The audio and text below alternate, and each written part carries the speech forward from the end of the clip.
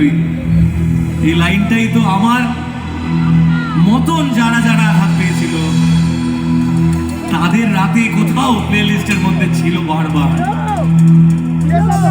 তো কথা বলি, শুনবেন?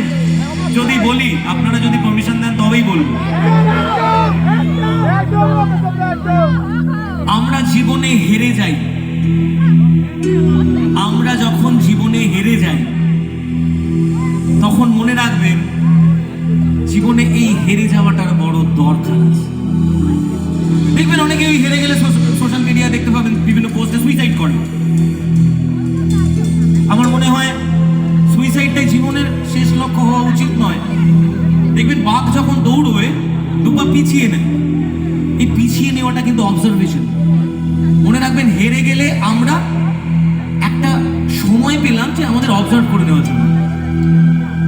অন্ধকার রাতের পরদিন কিন্তু আবার সকাল আসে, আর সেই সকালটা আসে বলেই রাতের গুরুত্ব আছে, আবার এই অন্ধকার রাত আছে বলে পরের দিন সকালের গুরুত্ব আছে। তাই জীবনে হেরে যাওয়ার বড্ড দরকার আছে। যে মানুষটা প্রতি বছর ক্লাসে ফার্স্ট হয় তার কাছে ওই কিকটা নেই, সে ফার্স্ট হয়, ওটা তার রেগুলার বিষয়। কিন্তু যে ছেলেটা মাঝামাঝি ছিল, একবার লাস্ট হলো, তারপরে দেখবেন ওই ছেলেটার জীবনটা পরিবর্তন হয়ে গেল।